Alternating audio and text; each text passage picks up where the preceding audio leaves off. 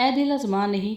اب میرا کی ساس میرا کو بہت سمجھائے گی کہ دیکھو اگر اسفند تمہیں پسند نہیں کرتا تو تمہیں چاہیے اسے اتنا پیار دو، پیار میں اتنی طاقت ہوتی ہے کہ ہر چیز کا دل جیت لیتی ہے۔ اسفند تو پھر تمہارا شوہر ہے، تم دونوں کے نکاح میں بہت طاقت ہے، 3 دفعہ تم نے اپنے نکاح میں ہاں کی ہے، تو اس ہاں میں بہت طاقت ہے، تم چاہو تو اسفند کا دل جیت سکتی ہو۔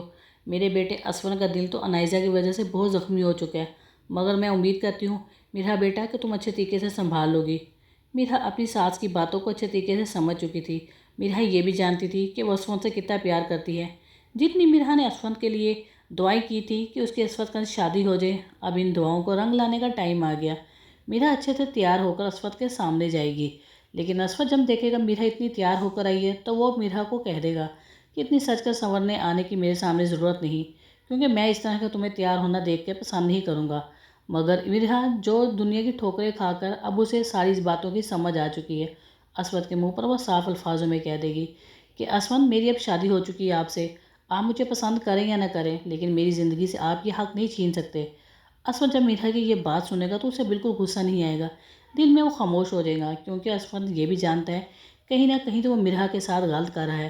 اسی وجہ سے اسفند خاموش ہو جائے گا اور میرا کی یہی عادتیں ہوں گی، یہی حرکتیں ہوں گی جس کی وجہ سے اس کے شوہر اسفند کے دل میں اب میرا کے لیے محبت پیدا ہو جائے گی۔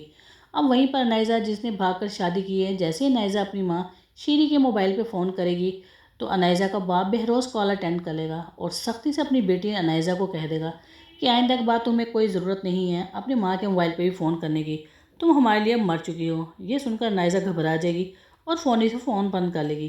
شارق یہ سب باتیں خاموشی سے سن لے گا اور یہ سمجھ جائے گا کہ اس کے باپ انائزہ کے باپ بہروز نے بھی اب انائزہ سے رابطہ ختم کر لیا ہے۔ اس کا مطلب ہے اب انائزہ کے پاس کوئی دولت نہیں ہوگی جس کی وجہ سے میں اسے زیادہ ٹائم تک برداشت کر سکوں، اس لیے اب شارق انائزہ سے نفرت کرنے لگ جائے گا۔ پہلے اس نے انائزہ کو صرف دولت کی وجہ سے قبول کیا تھا، جب اس کے ہاتھ میں دولت ہی نہیں، اب شارق کا انائزہ کے ساتھ کیا کام۔ اسی لیے اب انائزہ اپنے گھر میں وہ دکھ پائے گی جو اس نے شادی سے پہلے سکھ دیکھے تھے، اب اس کے سکھ کے دن ختم ہو چکے ہیں۔